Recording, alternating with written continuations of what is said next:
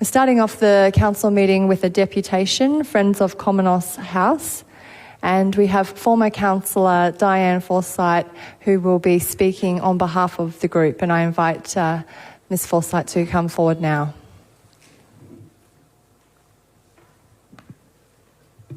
Just to be clear for the councillors and those in the gallery, Ms Forsyth will have a maximum of 15 minutes to present to council today. Thank you.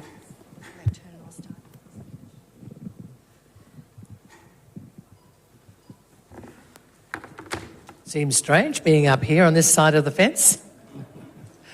Mayor and councillors, thank you very much for the opportunity to do a deputation this morning. My voice is a bit croaky, so hopefully it'll last the whole time I'm here. We do have, and I actually can't see it, can I, from here? We do have overheads. I might just, can I do this? You can. Thank you. And we did have a photo up top of the Mayor who came out to Cominos House, and we would like to thank you on behalf of Friends of Cominos House for announcing that the venue will stay in the hands of the community and be used by the community. Sorry to interrupt. Can I just ask that you have the microphone close so those that are listening online can hear? Thank you. Thank you. You're right. Oh, that makes a big difference.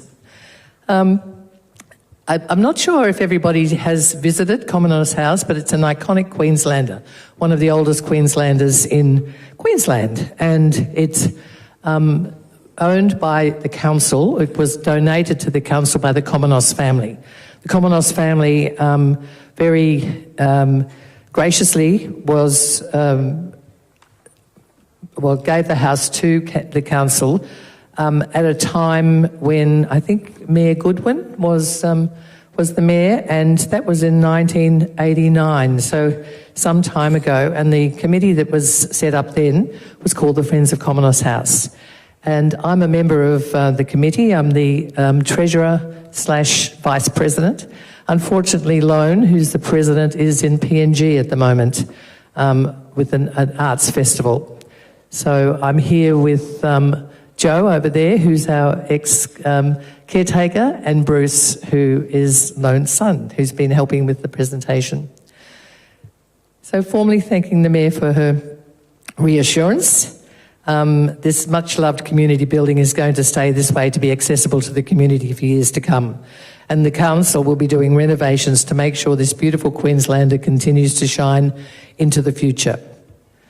As you know, I was a councillor here for 4 years in Division 7, and I was one of the 2 council representatives on the Friends of Cominos House committee, which was part of the agreement that we would have council representation, which is my first foray, if you like, into being part of Cominos House, and I'm still there all these years down the track.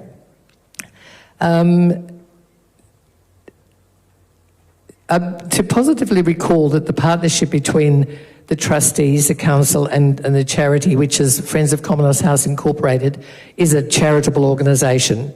And it's been successful over the years. So the council have worked with the committee. In fact, we had, as I say, a member of the council and a member of the Botanical Gardens on our committee. The Botanical Gardens used to do the grounds as well. And we looked after the house, maintained it on the minor works, and the council in those days provided funding for major works when needed. We paid for the grounds to be, we paid the gardeners from Botanical Gardens to do the grounds, and we managed the renting of the premises to the community organisations, which is where the funds come to maintain the building. So the council, in fact, didn't have much money to spend in those days. Currently, they have not been spending any money on Cominos House because every bit of money that comes in goes in to maintain the building, and we then put in for grants to do major works. Recently, we were about to put in for a grant to do the roof for the $100,000 from the gambling fund, but of course that's stopped at the moment since we're no longer managing.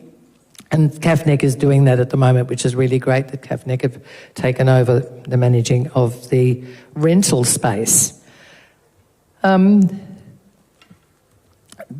Cominos House has been going for many years and hasn't made a really big splash around because it's been, I guess, something that's just been there for a long time, but it's being used by about 25 different community groups on a regular basis.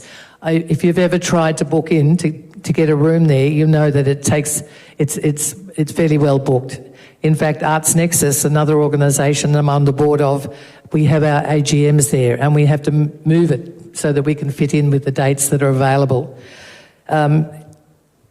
It flies a bit under the radar, given that it's a community-based and run organisation, but it maintains the value to the community of providing reasonable, affordable rental to the space underneath the house for people to run their activities for community groups. So it's not for profit organisations. It is for community groups that would not be able to afford larger rents. So $47 for a session, a 3-hour session, is really, really the cheapest place in town, if you like. And it's been well maintained, particularly by Joe, who's been there for 4 years as our caretaker. The next step, and I promised the Mayor and the councillors that I wouldn't go into the disgruntledness, I guess, if you like, since June, of the Friends of Cominos House Committee, but we still exist. So whilst we are no longer managing the premises, the Friends of Cominos House incorporated body still exists, and we're going to be looking at coming together, running a special community meeting where we're going to invite members of the public, the users of Cominos House, and councillors, you're all invited as well, to attend to look at the future and look at how we might put together a proposal to tender for the next lease of Cominos House. At that meeting, both myself and Lone will be stepping down off the board, and hopefully we'll be attracting some new, maybe younger than 80 years old. Both of us are in our 80s, so we think it's about time. Lone has been around since the beginning and was at the very first gathering when the house was opened, and has been on the committee since 1991. So I think my hat goes off to her passion and her dedication to making sure that Cominos House continued to do the work that it was doing. Not only do we having Lone as an amazing chair, but she's a world-renowned artist and potter. At the moment, she's in, as I said, PNG, and she's doing whatever it is that she does with the potters over there. They just love her and they invite her all the time. When I was on council, both of us were on the Sister Cities Committee and made some good connections with the artists in PNG, as well as in Japan, who still visit, and we still get to catch up with them. As I said, the facilities are constantly being used, so I would like, as the Mayor had already indicated, that this will continue to happen, that the community will still get access to it. And the public meeting, as I said, is being run by Friends of Cominos House, and we do hope at that meeting, which is what has been promised in, I think you will have seen the petition. We had a petition that came to the councillors of 247 people. There's more than that. Asked for a public meeting to talk about how we go forward. And as it is part of the Friends of Cominos House incorporated body, we will be looking at getting a new committee up and running. So I guess I'm getting close to the end, and I know that there's no questions, but I do have a brochure that I would like to give to everybody, if that's okay, with a bit of history of the house. The Cominos family are still in touch with Friends of Cominos House committee. In fact, they paid the daughter of Mr. Cominos paid a visit recently, and they're also interested in what's happening to the house. It was set up to provide a venue for arts organisations, and then environment was added to that as well. So it's been a really lovely relationship between CAFNEC and the arts for many, many years, and I would like to see that continue as well, that it is a venue that supports and provides that amazing, if you like, an amazing place for the arts and the environment to work together.